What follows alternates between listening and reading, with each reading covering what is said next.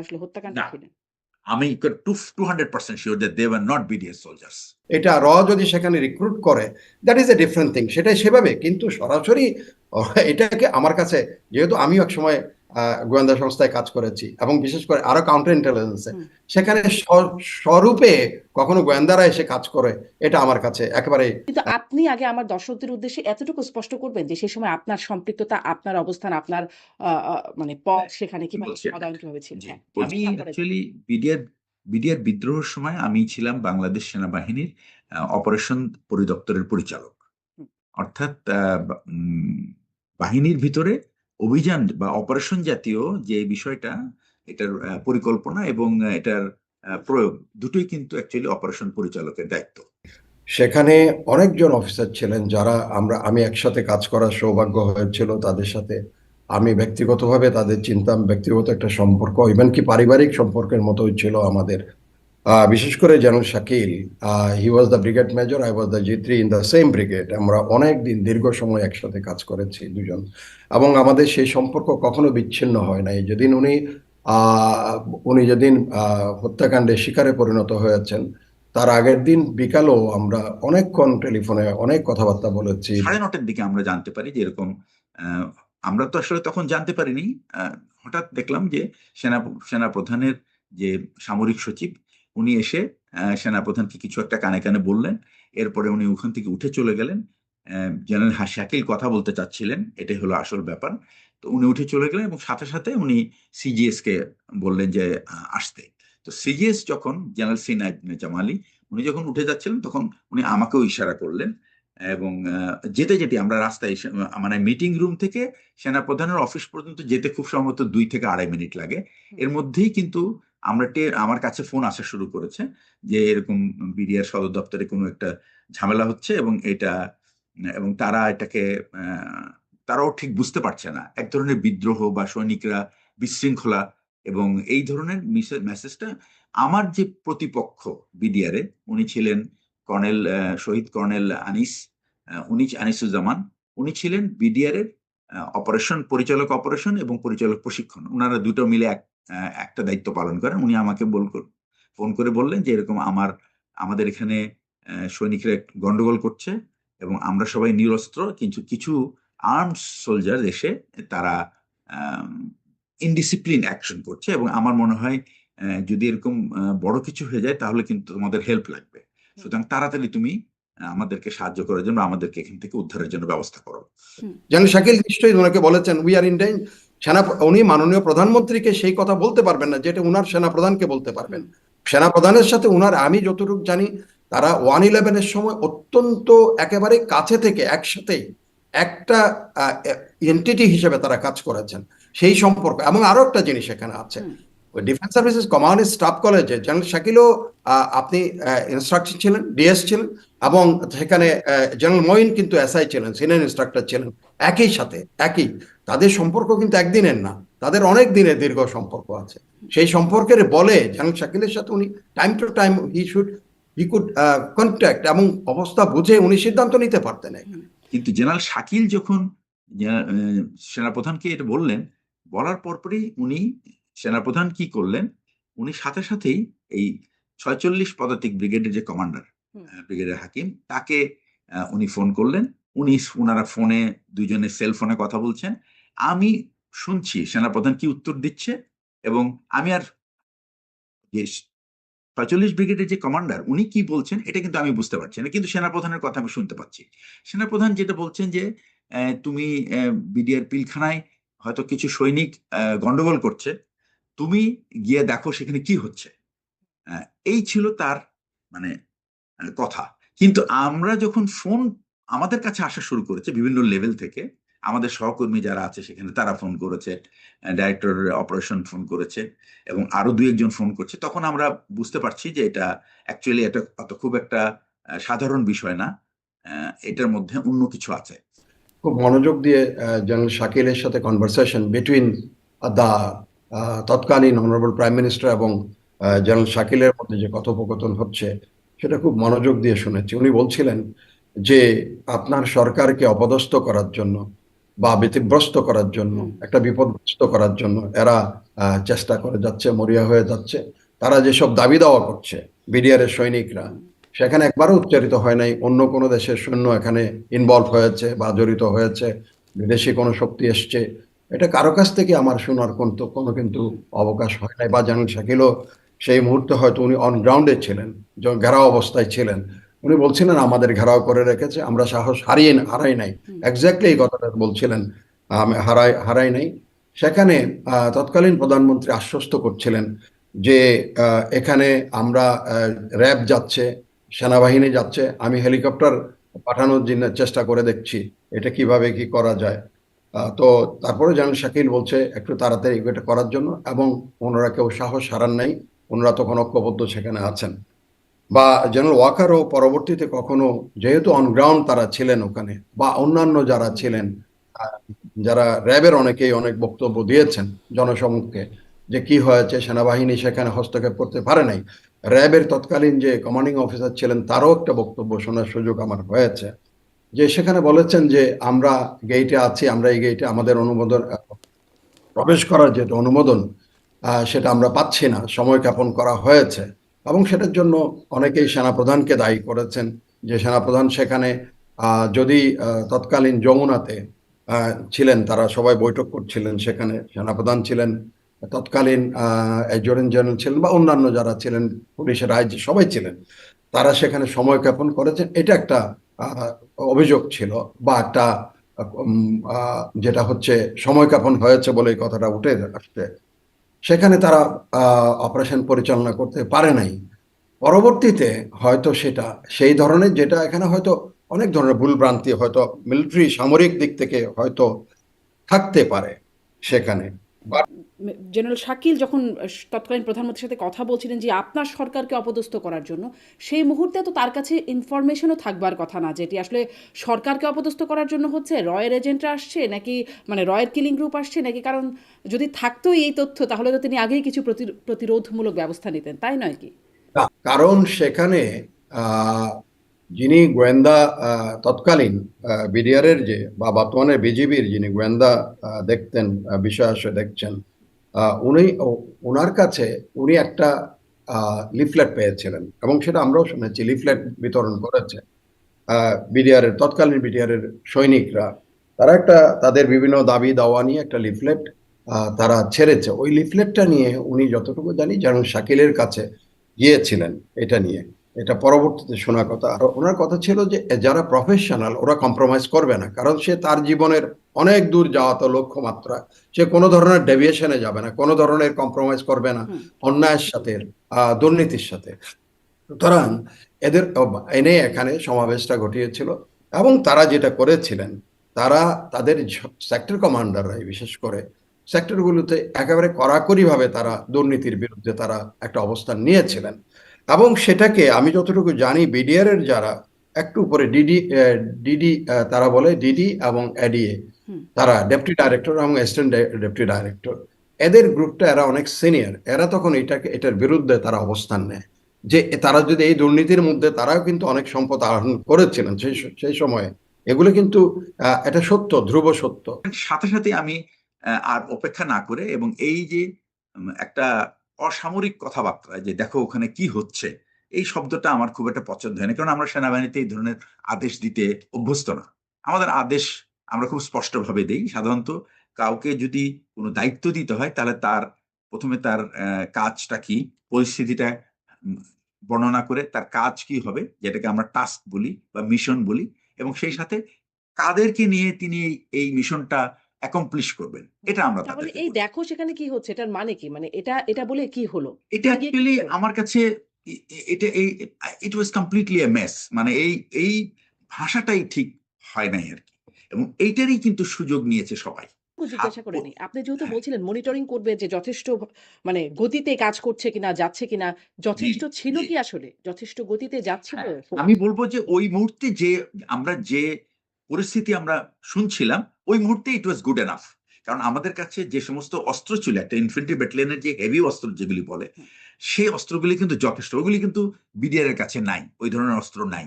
সুতরাং এই অস্ত্র কিন্তু যথেষ্ট, 3টা ব্যাটালিয়নের এই অস্ত্রগুলি যথেষ্ট পাওয়ারফুল, এবং এগুলির কিন্তু লাইভ অ্যামুনেশন ছিল সাথে, এবং এরা সব অ্যামুনেশন সহ এই ফাইটটা হলো না প্রিন্সিপাল। কেন? আপনি যেটা মানে কন্টিনিউ করছেন সেটাই বলবেন। আমি একটু প্রশ্ন করলাম যে হ্যাঁ, সব এখন ঠিকঠাক ফাইটটা কেন গতিতে ছিল হলো না কিন্তু আমি ফাইটটা আপনাকে বলি। হ্যাঁ, হ্যাঁ, ফাইটটা হলো না কেন?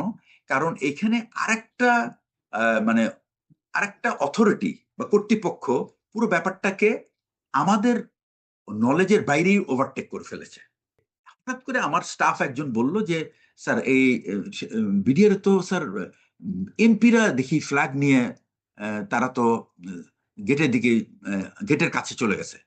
আমরা তো চিন্তা করলাম যে এমপিদের তো আমরা তো এমপিদেরকে ওখানে এক্সপেক্টই করছি না, এবং টিভিতে দেখলাম যে এরকম মুন্নি সাহার কাভারেজ হচ্ছে, এবং সে বিডিআর এর সব বঞ্চনার কাহিনী সে আমাদেরকে সে কাল্পনিক কাহিনীগুলি তুলে ধরছে। তো তিনি বলছেন যে তারা যখন অপেক্ষমান ছিলেন তখন নাটকীয়ভাবে মানে গেট দিয়ে ঢুকে গেলেন সাদা পতাকা হাতে মির্জা আজম, জাহাঙ্গীর কবির নানক সহ কয়েকজন নেতা, এরকম রাজনৈতিক নেতারা তারা নাটক এটা একটা ওটা হচ্ছে রাজনৈতিক দিক। ওটা হচ্ছে, এটা দুটা বিষয় আছে এখানে, সামরিক দিক, একটা হচ্ছে রাজনৈতিক দিক। রাজনীতিবিদরা রাজনীতির দিক থেকে কি করছে না করছে সেটার থেকে আমি আমার রাজনীতিবিদ ওখানে বিপদে পড়ে নাই তখন। কিন্তু আপনি বিডিআর পিলখানার ভিতরে তখন সেনা, এই যে 57 জন সেনা কর্মকর্তা, এখানে একটা হচ্ছে রাজনৈতিক দিক, একটা সামরিক দিক। আমি সামরিক দিকটাকে বেশি করব। রাজনৈতিক দিক যেহেতু আমাদের এখানে ওরা কি করেছে, রাজনীতি কে গেছে, কি ফ্ল্যাগ নিয়েছে, কি না করেছে, ওসব that is not a matter. When my brother officer was in danger, তাদের লাইফ, তাদের জীবন, এমন না যে তাদেরকে জেলে নেওয়া হচ্ছে সেটাও না, তাদেরকে ধরা হচ্ছে, অ্যারেস্ট করতে হচ্ছে সেটা না, দে ওয়ার ইন দা, তাদের জীবনের ঝুঁকি, জীবনটা তাদের নিয়ে নিচ্ছে। সেই মুহূর্তে আমি আমার দায়িত্ব পালন করতে, যারা যেসব সামরিক কর্মকর্তারা ব্যর্থ হয়েছেন, each and every one should be taken into the cognizance and to be the accountable to the justice. সমস্যা ছিল যে এই বিদ্রোহ অন্য কেউ জানার আগে কিভাবে দুইজন মানে মেম্বার অফ পার্লামেন্ট জানলো, that is a very surprising thing, because বিদ্রোহ হচ্ছে ভিতরে, আমরা জানছি। আই এম শিওর ও ভিতরের কোনো অফিসার কোনো এমপি কে বলে নাই যে আমরা বিদ্রোহের মধ্যে পড়ছি, আপনি আসেন আমাদেরকে হেল্প করেন। কিন্তু তারা এর মধ্যে সেনা প্রধানের সাথে তৎকালীন প্রধানমন্ত্রীর কথাবার্তা এগুলো হচ্ছিল না, মানে হ্যাঁ এভাবে কি, হচ্ছিল, তো এভাবে কি সবই জানতে হচ্ছিল। পারেন না মানে এমপিরা? কারণ আমি না, তৎকালীন সেনাপ্রধান মইনু আহমেদের একটা একটা ভাষ্য দেখছিলাম, এর প্রসঙ্গে তিনি বলেছেন, বেশ 28 মিনিটের মতো লম্বা একটা বক্তব্য তিনি দিয়েছেন যে তখন কি হয়েছিল সেই বিষয়ে। তিনি বলছিলেন যে তার সাথে তখন তৎকালীন প্রধানমন্ত্রীর কথা হচ্ছিল, তাকে ডেকেও নেওয়া হয়েছিল, এই বিষয়ে হ্যাঁ, কি এটা তো পরের ব্যাপার, আমি আপনাকে বলি। আচ্ছা, প্রধানমন্ত্রী, আমি তার আগে আরেকটা কথা বলি, সেটা হচ্ছে যে মিলিটারি ফোর্স তাদের কিন্তু we are driven by our law, member কি বলে manual of Bangladesh army law, MBL যেটাকে বলে। সেখানে কিন্তু এমবিএমএল এর 25 নাম্বার ধারায় আমরা we are empowered to take action against any unarmed or armed civilian. Unarmed বা যদি কেউ থ্রেটে, তার জীবন যদি হুমকির সম্মুখীন হয়, কিন্তু তাকে কিন্তু আমাদের কিন্তু এটার জন্য কোনো অর্ডার প্রয়োজন নাই। আমরা কিন্তু এই ধারার অধীনেই কিন্তু আমরা আমি মানে যে থ্রেট, তার থ্রেটের এগেনস্টে আমি কিন্তু আই ক্যান টেক অ্যাকশন নাই। সুতরাং যখনই আমি কোনো অ্যাকশনে যাব, সেটা অপারেশনাল হোক আর নন অপারেশনাল হোক, প্রত্যেকটা সোলজার কিন্তু will carry the weapon and he will carry the first line ammunition. এই পলিসিটা আছে, এই যে নীতিমালা, এটা কিন্তু পরিষ্কার। তো এই ব্যাপারে সেনাবাহিনীর যে ফোর্সটা পাঠানো হয়েছিল, ইট ওয়াজ সেলফ কন্টেন্ট। এদের হাতে যা ছিল, অস্ত্র সরঞ্জাম, গোলা বারুদ যথেষ্ট ছিল বিডিআর বিদ্রোহকে, বা যদি বিদ্রোহ হয়েই থাকে সেটাকে দমন করা বা সেটাকে নিরস্ত্র করা। এবং যখন একটা সোলজার, আমি যদি একটা অপারেশনে যাই এবং আমি যদি একটা মানে আমার প্রতি যদি গুলি ছোড়া হয়, আমার কিন্তু আর কোনো অর্ডার দরকার নাই। It is my sole duty to respond to that fire. Sheikh Hasina বা তৎকালীন প্রধানমন্ত্রীর গ্রিন সিগন্যাল ছিল, এই বিষয়ে কি পরবর্তীতে মানে আপনি কি এই বিষয়ে কনভিন্স হতে পেরেছেন, বা আপনার সাথে যারা কাজ করছেন, আপনার ফেলো কলিগ যারা আছেন? না, এটা এটা একটা জিনিস আমি বলি সেখানে, এটা হচ্ছে আমি আমার আমার একেবারে ব্যক্তিগত একটা অবস্থান থেকে, এটা একজন বলবো যে স্বাধীন মতামত একজন নাগরিকের, সেখান থেকে তখন সরকার কিন্তু গঠিত হয়েছে কয়েক মাস মাত্র। সেখানে যদি আমরা সাধারণ বিবেচনায় নেই, একটা সরকার যেমন জেনারেল শাকিলের বয়ান যেটা, সেটাও বলি যে আপনার সরকারকে দুর্নাম বা বিব্রত করার জন্য অপদস্থ, সেটাই আমরা ধরে নিতে পারি। একটা সরকার যখন অবস্থান গ্রহণ করে বা সরকার যখন দায়িত্ব গ্রহণ করে, তখন সেই সরকার নিজেকে একটা এমন কঠিন পরিস্থিতিতে ফেলে দেওয়ার জন্য যে উৎসাহী হবে 2-3 মাসের ভিতরে, এটা কিন্তু সাধারণ জ্ঞান কখনো এটাকে উৎসাহিত করে না বা কিন্তু এটাকে তাহলে আহ, কিন্তু তাহলে নেয়ার মতো। হ্যাঁ, হ্যাঁ, কিন্তু জি। তাহলে ধরুন সেই ফোনালাপের মধ্যেই তৎকালীন প্রধানমন্ত্রী বলছিলেন যে যখন জেনারেল শাকিল আবেদন করছিলেন যে একটু দ্রুত পাঠালে ভালো হয়, কিন্তু র্যাব যাবে, সেনাবাহিনী যাবে, 3 দিক থেকে যাবে, হেলিকপ্টার পাঠানো হচ্ছে, এই আশ্বস্ত করছিলেন তৎকালীন প্রধানমন্ত্রী, কিন্তু গেল না কেন? অনেকেই বলেছেন যখন তার অফিসাররা বিপদগ্রস্ত তখন সে কারো মুখাপেক্ষী, সেখানে তার অন্যের আদেশ নেওয়ার মুখাপেক্ষী থাকার কোনো প্রয়োজন ছিল না। হুম। এবং সেখানে অনেকেই এই এই কথাটাও বলেছেন যে সেখানে সেনাপ্রধান, তৎকালীন সেনাপ্রধান এই সময়টা কিল করে, সময়টা নষ্ট করে, অফিসারদের বিপদের মুখে রেখে উনি আলোচনা কিসের? উনি তখন উনার যেটা গিভেন রেসপন্সিবিলিটি, সেটার মাধ্যমে উনি হস্তক্ষেপ করতে পারতেন। কিন্তু এটা হচ্ছে, আমি বলবো যে এটা কমান্ড ফেলিওর।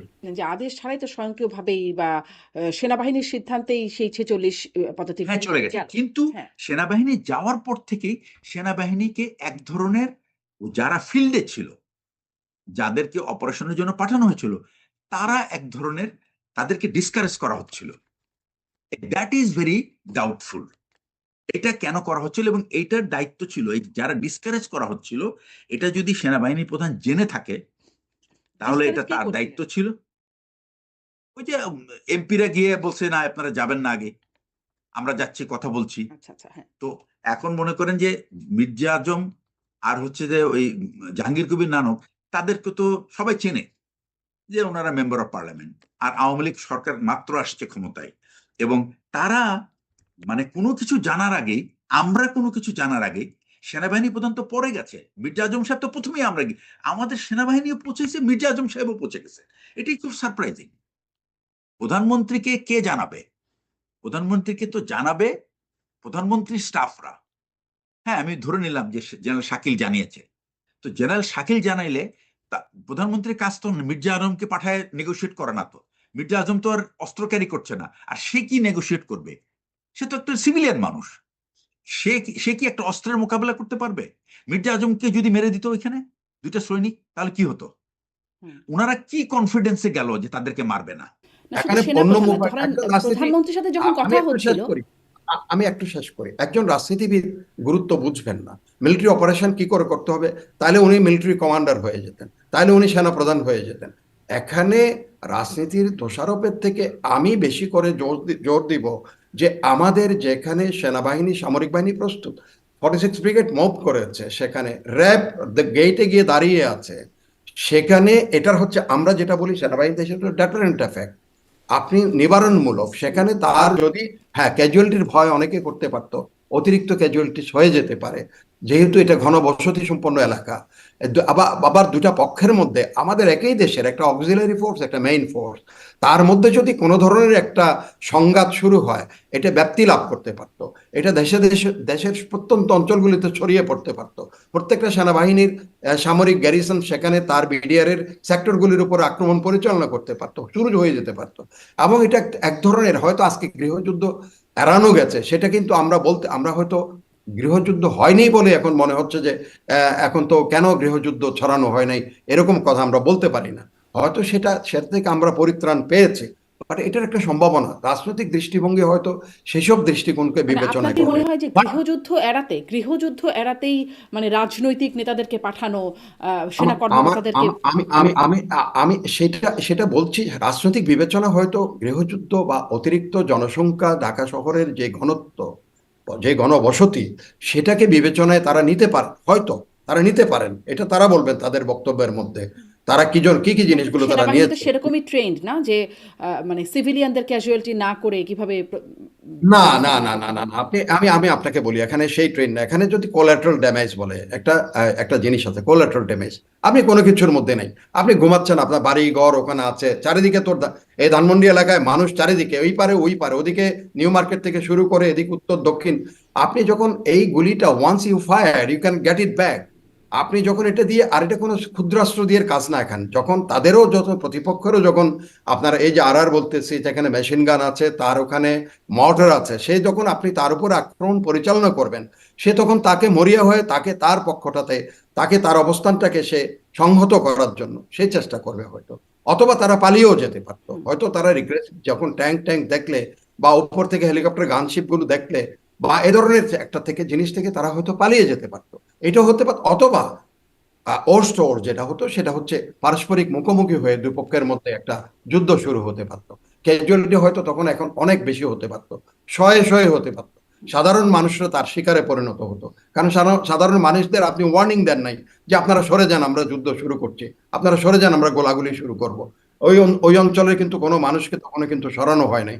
যারা ব্যক্তিগত উদ্যোগে চলে গেছে তারা হয়তো চলে গেছে, হয়তো রাজনৈতিক বিবেচনায় হয়তো থাকবে তার ক্যাজুয়ালিটিকে কমানো বা ক্যাজুয়ালিটি না হওয়া, না দেখা, বা তারা ভিতরের গুরুত্ব বোঝার কথা না, ওনার কিন্তু সেটা অপেক্ষায় কমান্ড ফেলিওর বুঝলাম, কিন্তু একদম সুপেরিয়র কমান্ড, মানে প্রধানমন্ত্রী তিনি তো বললেন যে পাঠাচ্ছি, মানে 3 দিক থেকে উনি পাঠাচ্ছি। এখন প্রশ্ন আসবে, যে প্রশ্ন এসছে, এবং সেটা আমার মনে হয় তদন্ত কমিশন স্পষ্টীকরণ করা তাদের উপরে, সেটা দায়বদ্ধতা তাদের উপরে। এখন তারা তাদের সাক্ষাৎকার নিয়ে কেন হস্তক্ষেপ হলো না, কেন সেনাবাহিনী গেল না, কেন আহ, আপনার র্যাব সেখানে গেইটে গিয়ে অপেক্ষমান ছিল, সেখানে তারা কেন প্রবেশ করলো না, কি কি কারণে, সেই কারণগুলো ব্যাখ্যা করতে হবে, এবং সেই কারণগুলি নিশ্চয়ই স্বাধীন তদন্ত হ্যাঁ, যেমন কমিশনে ধরেন আসবে। আমার সেখানে দুটা গত জিনিস, অনুষ্ঠানে ছিলেন ব্রিগেডিয়ার জেনারেল জিয়া হাসান, তিনি ওই সময় অপারেশন পরিচালক ছিলেন, তিনি বলছিলেন যে তারা অপেক্ষমান ছিলেন, কিন্তু মানে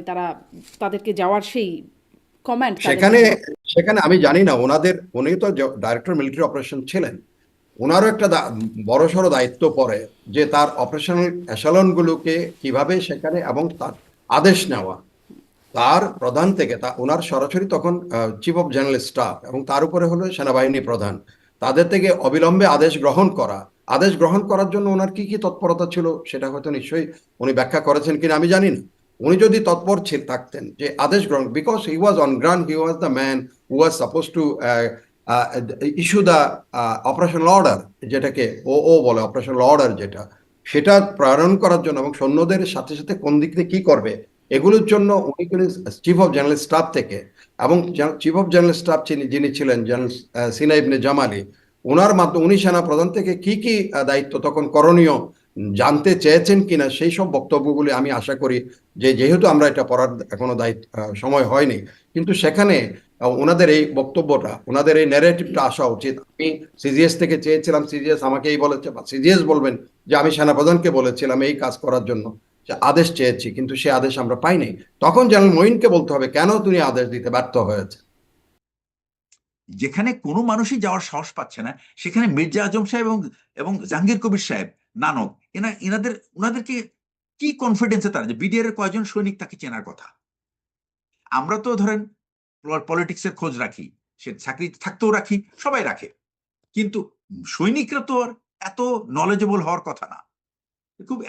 খুব আনইউজুয়াল যে বাংলাদেশের কোন সৈনিক আপনি বলতে পারবেন না যে 300 এমপি কে চিনবে, কিন্তু একটা সৈনিক এইখানে যদি 2টা এমপি কে মেরে, তারা যদি একটা ধরেন এমপি মাল, বিডিআর সৈনিকরা তাহলে মাল, কি তারা এটা আমি দাবি করতে পারে যে তারা ঝুঁকি নিয়ে, নিজের জীবনের ঝুঁকি নিয়ে তারা সমঝোতা করতে গেছে? না, আমি এটাকে ইন্টারপ্রেট করবো ওইভাবে না, নিজের ঝুঁকি। কারণ সে তো জানেই না অ্যাকচুয়ালি কোথায় ঝামেলাটা তো অনেক পিছনে। সে তো বিডিআর এর সামনের গেটে গিয়ে কার সাথে নেগোশিয়েট করবে? বিডিআর এর বিডিআর এর একটা বিদ্রোহ হলে সে বিদ্রোহ কমান্ডারের সাথে করবে, তাই না? ওখানে তো কমান্ডার তো ওখানে ছিলই না, ওখানে তো ছিল সৈনিক, বিডিআর এর অস্ত্রধারী সৈনিক। তাদের সাথে কি সৈনিকদের সাথে আপনি কি সবার নেগোসিয়েশন, সৈনিকদের এই সাথে নেগোসিয়েশন যে তোমাদের যা যা বিদ্রোহের কারণ বা অসন্তোষের কারণ সেগুলো সলভ করা হবে, এটা কি বললে মানে আমার এটা কি reasonable? এটা this is not the art of negotiation. এটা যদি করে থাকে তাহলে শোনো বালখিল্যতা, এবং একটা হলো তার বালখিল্যতা, আর 2 নম্বর হলো উনি ওভার কনফিডেন্স ছিলেন, because he knows what is going on inside. এটা অনেক আগেই জানে। এটা হলো একটা। সেকেন্ড কথা হচ্ছে যে আমরা তো জানতে পারি নাই বিডিআর এর ডিজি কে মারা হয়েছে কিনা, কিন্তু ভারতীয় আমাদের বাংলাদেশের কোনো টেলিভিশন চ্যানেল জানতে পারে নাই, কিন্তু এনডিটিভি জেনে গেছে যে শাকিল সাহেবকে মারা হয়ে গেছে। কিভাবে সম্ভব? তো এটা এসবই অ্যাকচুয়ালি প্রমাণ করে যে এই বিদ্রোহটা ছিল একটা অ্যালিবাই। আমার কথা হচ্ছে এই যে রয়ের হাজারখানিক যে সৈন্যদের কথা বা লোকজনের কথা, এটা সৈনিক না এজেন্ট না আমি জানি না এটা কোন ধরনের কথাবার্তা বলছে। র তো হচ্ছে গোয়েন্দা একটা সংস্থা তাদের।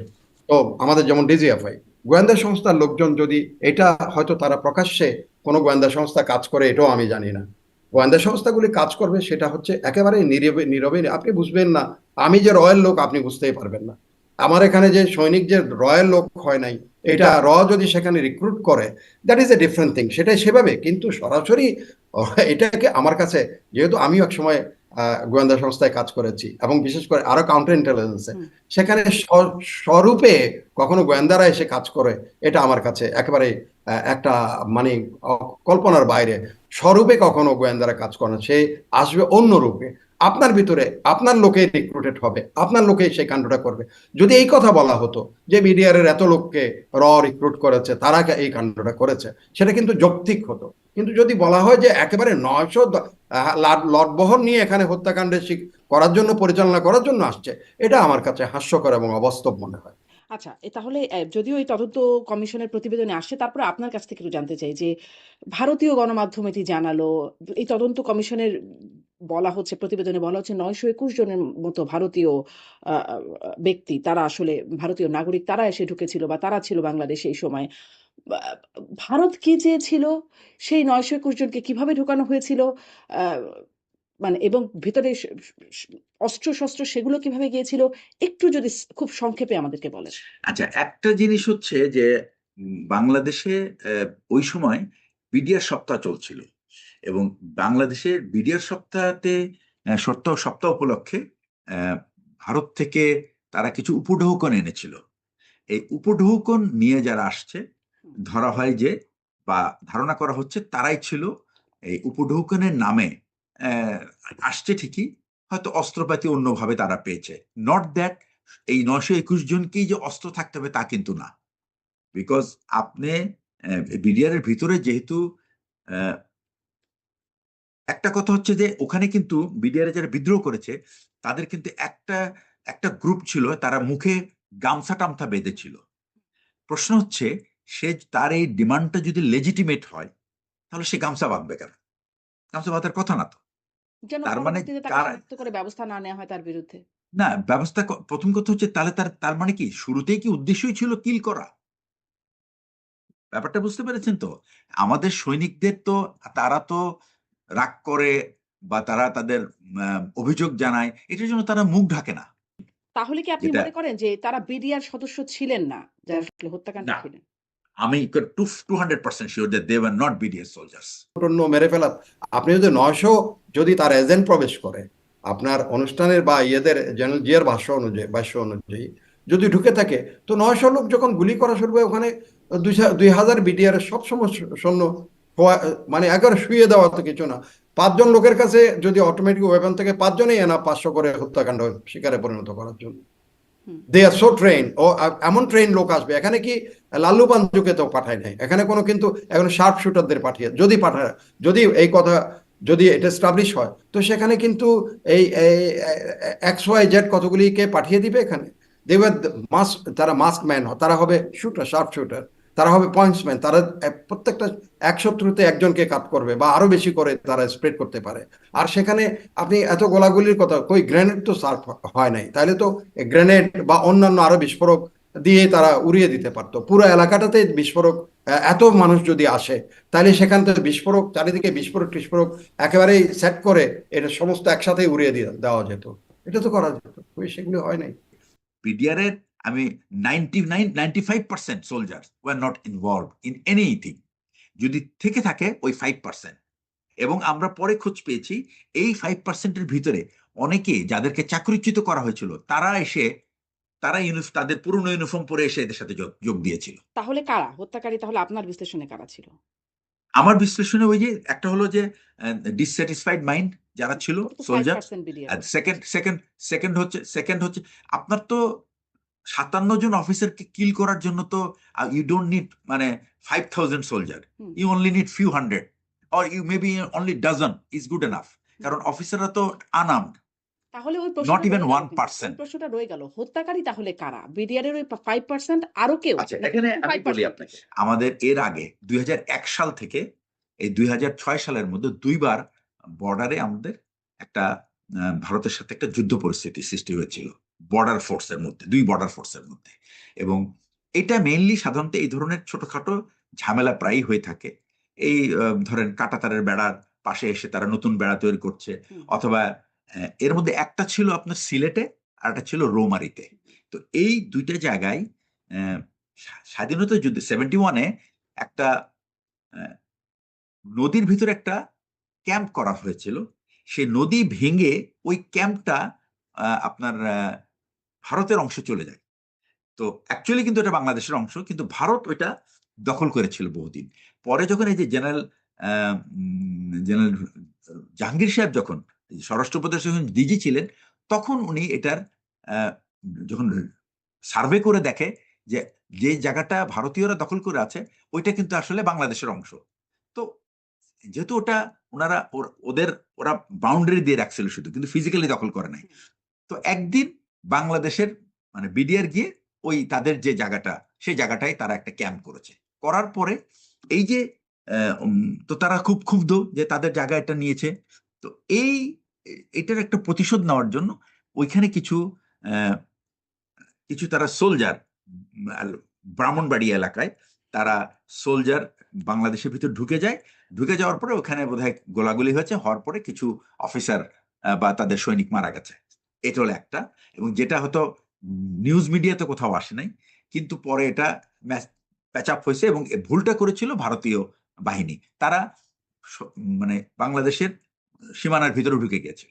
এবং বাংলাদেশের ভিতরে সীমানার ভিতরে যদি ঢুকে যে কেউ জায়গা দখল করার চেষ্টা করে, এটা তো বিডিআর এর দায়িত্ব তাকে প্রতিহত করা। সো তারা প্রতিহত করেছে, এবং এই রাত্রেবেলা অন্ধকারের মধ্যে কিছু সৈনিক ক্যাজুয়ালিটি হয়েছে, বা দুই একজন অফিসারও মারা যেতে পারে। এটা হলো একটা। এবং পরে যখন এটা ফ্ল্যাগ মিটিং হয়ে যখন এটা সেটেল হয়েছে, তখন দেখা যায় একটু ভুলটা ছিল তাদের। ঠিক একইভাবে রৌমারিতেও কিন্তু এই কাজটা করেছিল। এবং ওইখানে রৌমারিতে 2001 সালে যখন হয়েছে, তখন এটা বাংলাদেশের যে বিডিআর এর মানে বিএসএফ এর যারা আছে তারা প্রায়ই ওই ইন্টারন্যাশনাল বাউন্ডারি ক্রস করে ভিতরে আসে, এসে ওই বাংলাদেশের মানুষের ধান টান কেটে নিয়ে চলে যায়। তো এটা একটা খুব নর্মাল সিনারিও। তো ওই সময় হচ্ছে কি, শীতের দিনে ওরা ওই যে ধান কাটার জন্য ভিতর ঢুকছে, কিন্তু ওরা বুঝতে পারে নাই যে ওরা অ্যাকচুয়ালি অন্ধকার ছিল। ওরা ঢুকে গেছে বাংলাদেশের অনেক ভিতরে এবং একটা বিডিআর ক্যাম্পের পাশে। এই খবরটা ওই ক্ষেতের জমিতে যারা কাজ করে অনেক ভোরে, তখন তারা টের পেয়েছে যে এরকম ইন্ডিয়ান মানে বিএসএফ ঢুকে গেছে ভিতরে। এটা বিডিআর কে বলছে যে ইন্ডিয়ান কিন্তু অনেক ইন্ডিয়ান বিএসএফ ভিতরে ঢুকে গেছে, আপনারা তাড়াতাড়ি পজিশন নেন, না হলে কিন্তু আপনাদের জায়গাটাকে দখল করে ফেলবে, এরকম একটা কিছু। তো যার ফলে যে ওই রাত্রেবেলা তারা চাতের দিক থেকে ট্র্যাপড হয়ে গেছে, এবং ওই ফায়ার খোলার ফলে ওখানে বেশ একটা বড় ক্যাজুয়ালিটি হয়েছে। তো এই দুইটা ক্যাজুয়ালিটি ইন্ডিয়ানরা তারা কখনো এটা মেনে নিতে পারে না, এবং এটার প্রতিশোধ তারা সুযোগ খুঁজছিল।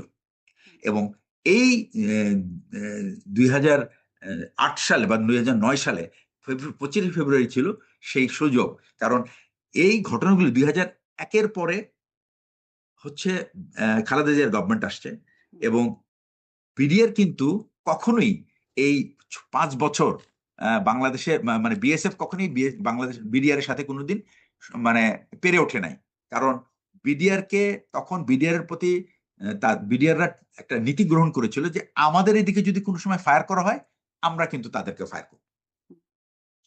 যার ফলে মানে বিডিআর এবং বিএসএফ তারা একেবারে একে অপরের দিকে মানে বিডিআর কখনো চোখ নামিয়ে কথা বলে নাই, সোজা কথা। যদি বাংলাদেশের একটা মানুষকে তারা অহেতুক মেরেছে, তো এটার জন্য কিন্তু তাদেরকে তার পাল্টা জবাব দিয়েছে বিডিআর। সেই প্রতিশোধটা বিডিআর এর উপর এতদিন পরে নেওয়ার, এটা অন্যভাবে তো নেই। এবং যারা যেটার জন্য দায়বদ্ধ করা হয় তারা তো সশরীরে তারা জীবন্ত, তারা তো বেঁচে আছে, তাদের উপরে তো এই প্রতিশোধটা হয় নাই। এটা হচ্ছে বিডিআর এ যারা এখানে এরা সদ্য সব যোগদানকৃত ম্যাক্সিমামই। এই যে বিহেভিয়ারটা এটা প্রতিশোধ ইন্ডিয়া নিতে তারা এই কাজটা করলো, মানে ওই দুইটা ঘটনার একটা প্রতিশোধ নিতে তারা করলো, তো প্রতিশোধ নিতে এই 57 জন সেনা কর্মকর্তাকে তারা মানে এটাকে র্যান্ডম মেরে ফেললো, নাকি তাদের না, এটা 57 জন সিলেক্ট করে নাই, তারা একটা ম্যাসাকার করে এটা হলো এটাতে দুইটা জিনিস দেখেন আপনি। একটা হচ্ছে যে প্রথমে বিডিআর কে তাদের মনোবলকে একেবারে পুরো ভেঙে দেওয়া, কারণ এতগুলি অফিসার, এত বড় একটা ইনসিডেন্ট, এবং এই যে অবিশ্বাস যে তৈরি হয়ে গেল যে একটা অথরিটির সাথে সোলজারদের যে একটা ইউনিট, তো অ্যাকচুয়ালি একটা ফোর্স ক্যানট ফাংশন যখন অফিসার এবং সৈনিকের মধ্যে যে মিসট্রাস্ট হয়, তখন এটা ফাংশন করতে পারে না। তো এই যে মিসট্রাস্টটা তৈরি হলো, এই mistrust has damage the entire force and it has weaken them. তো শুধু তাই না, এই অফিসারগুলি কিন্তু গেছে আর্মি থেকে। সো আর্মির একটা বড় অংশের একটা অফিসার, এই যে প্রায় 13-14 জন ফুল কর্নেল, 2 জন ব্রিগেডিয়ার, 1 জন major general, so many lieutenant colonels and majors, এগুলো তো বিরাট অ্যাসেট। হঠাৎ করে এটা খালি হয়ে যাওয়া তো মানে চারটিখানি কথা না, ইটস এ হিউজ লস। যে সমস্ত অফিসারদেরকে টার্গেট করা হয়েছিল তারা বিভিন্নভাবে, যেমন ওখানে আমার কয়েকজন কলিগ ছিল যারা র্যাবে ছিল, এবং র্যাবে থাকা অবস্থায় যে জেএমবি, যে বাংলা ভাইয়ের যে একটা উত্থান হয়েছিল, এদেরকে দমন করার জন্য র্যাব একটা খুব সাকসেসফুল ছিল, এবং র্যাবের কয়েকটা অফিসার তারা দিনরাত পরিশ্রম করে এই বাংলা ভাইয়ের বাহিনীটাকে দমন করেছে। তো বাংলা ভাইয়ের যে ব্রাদার ইন ল, এটা হলো মির্জা আজম, সে ছিল বাংলা ভাইয়ের মানে তার বোনের হাজবেন্ড। তো এটা এই প্রতিশোধটা কিন্তু একেবারে পুরো পারিবারিক পর্যায়ে। কিন্তু গুলজার, এই কর্নেল গুলজার, যিনি ছিলেন এই অপারেশনের নেতৃত্ব দিয়েছিলেন এই বাংলা ভাইকে ধরার ব্যাপারে, সারা বাংলাদেশের কিন্তু পুরো অপারেশনটা কিন্তু কন্ডাক্ট করছে গুলজার এমদাদ, 2টা এমদাদ ছিল, 2জনই কিন্তু র্যাবে ছিল। এরা মানে খুবই গুরুত্বপূর্ণ ভূমিকা রেখেছিল এই অপারেশনগুলিতে, এবং এরা হয়ে গেছিল এই সমস্ত সন্ত্রাসী এবং বাংলা ভাইদের, মানে যারা আত্মীয় স্বজন, তাদের টার্গেট। মানে মির্জা আজমের নাম আসছে যে তার দুলাভাই বা তার বোন জামাই, এরকম কিছু মানে সম্পর্ক শায়ক আব্দুর রহমান বা বাংলা ভাই, দুজনের নামই শুনেছি। একজন বলছেন শায়ক আব্দুর রহমান হচ্ছে তার বোন জামাই, আর একজন বলছেন বাংলা ভাই বা সিদ্দিকুর রহমান, তিনি হচ্ছেন বোন জামাই। তাদের না, শায়েখ আব্দুর রহমান, আমি আপনাকে নিশ্চিত করছি, হ্যাঁ, শায়েখ আব্দুর রহমান ওনার দুলাভাই। আচ্ছা দুলাভাই, আচ্ছা। তো হ্যাঁ, জি। তাকে এবং শায়েখ আব্দুর রহমান, আমি এটাও বলে হ্যাঁ, রাখি আপনাকে, colonel Gulzar colonel was Gulzar, one of the most, আমি বলবো যে ডেডিকেটেড, জীবনটাকে বাজি রেখে এই গুলজার কাজ করেছেন। গুলজার আর আমি একই সাথে, আমরা সিলেটে একই কোর্স করেছি এসআইএনটিতে।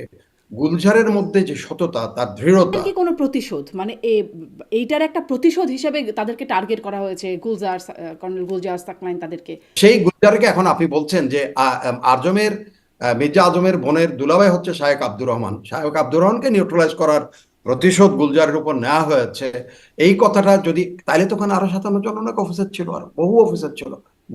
গুলজার একক না ওখানে, যেমন গোলাম কিবরিয়া মোহাম্মদ। এবং যখন ইন্টারোগেশন শুরু হলো, এই যে এদেরকে মানে বিদ্রোহটা দমনের পরে যখন প্রশ্ন করা শুরু হলো, তখন কিন্তু অফিসাররা বের করতে পেরেছিল যে 4-5টা অফিসার ছিল যারা খুব সিরিয়াসলি, খুব কষ্ট করে এই তথ্যগুলি বের করেছে যে কারা কারা প্ল্যানিং এ ইনভলভ ছিল। যারা বের করেছিল যে এই শেখ সেলিম, তারপর তাপস, এরা যে মিটিং করেছে বিডিআর এর ভিতরে কোন কোন সৈনিকদের সাথে কিভাবে করেছে, তো এগুলি যখন এই সমস্ত সৈনিকরা যখন এগুলি বলে দিয়েছে, এই সৈনিকদেরকে কিন্তু একেবারে মানে ইন্টারোগেশনের নামে সরিয়ে নিয়ে যেয়ে তারপর কিন্তু এদেরকে মেরে ফেলা হয়েছে, এবং এগুলি কিন্তু আর ফেরত আসে নাই। মনে করেন যে এদের সবাইকে ধরা হয়েছে, সাসপেক্ট ধরে ধরে আমরা ইন্টারোগেশন করেছি, ইন্টারোগেশন করে খবর বের করা হচ্ছে, করার পরে ধরেন এক জায়গায় জমা করা হলো, তারপরে ওখান থেকে বলা হলো যে আরো ইনভেস্টিগেশন করতে হবে বলে সরাই নিয়ে চলে গেল, but they have just kill them. তো এভিডেন্সটাই কিন্তু আমার চলে গেল, মানে আমার অপরাধী তো হারালামই, সেই সাথে অপরাধীর সাথে যারা জড়িত ছিল এই সমস্ত সবকিছু কিন্তু আমরা ওই একজনের, এরকম ভাবে কিন্তু অনেক বিডিআর সোলজারদেরকে কিন্তু মেরে ফেলা হয়েছে, এবং এটা খুব ডেলিবারেটলি করা হয়েছে যেন বিডিআর এর যে এই হত্যাকাণ্ডের মূল পরিকল্পনাকারী যারা, তারা যেন কখনোই লোক সম্মুখে যেন না আসে। সাহিত্যিক কাম ফিলোসোফার ব্রেশেট একটা কথা বলেছেন যে those do not know the facts they are fools, and those knows the facts but tell that facts is a lie, then they are criminals. But আমরা আমাদের ছোটকাল থেকে অভ্যস্ত যে সূর্য পূর্ব দিকে উঠে, সূর্য উঠছে না, সূর্য স্থির, আমরাই অস্থির, আমরা ঘোরা, পৃথিবী ঘুরছে। তো যেখানেই হোক আমরা পূর্ব দিকেই সূর্য সকালে দেখছি। এখন যদি কেউ বলে যে আমি পশ্চিমে একটা দেখছি, আবার একজন এসে কতদিন পরে বলে যে আমি উত্তরে একটা দেখছি, আবার কিছুদিন পরে আরেকটা কমিশন এসে বলে যে আমি দক্ষিণেও একটা সূর্য দেখছি। তাইলে এখানে প্রতিষ্ঠিত হতে হবে যে কোন সূর্যটা সত্যি। সম্প্রতি সাবেক প্রধানমন্ত্রী শেখ হাসিনা তার বক্তব্য যে তাকে বিডিআর বিদ্রোহের এই তদন্ত প্রতিবেদন আসার পরে তার একটা ভার্চুয়াল বক্তব্যে তিনি বলছেন যে সেদিন ভোরবেলা, বিদ্রোহের দিন ভোরবেলা খালেদা জিয়া তার ক্যান্টনমেন্টের বাইরে গিয়ে ভাইয়ের বাসায় ছিলেন। তারেক রহমান ৪৫ বার তাকে ফোন করেছিলেন। কেন এগুলোর তদন্ত করে না কেন? মানে বিডিআর বিদ্রোহ প্রসঙ্গে তিনি খালেদা জিয়ার ভাইয়ের বাসায় চলে যাওয়া সেদিন সকালে এবং তারেক রহমানের ৪৫ বারে ফোন করা, এগুলোকে আপনি কিভাবে দেখেন? কিন্তু তারা রাজনৈতিকভাবে একটা দলকে নেতৃত্ব দিচ্ছিলেন। একটা ঘটনা যখন আমিও অনেকবার ফোন করেছি, কিন্তু অনেকবার এইকার খবর নেওয়া, যেহেতু my brother officers was at stake, তাদের জীবন সংকটাপন্ন।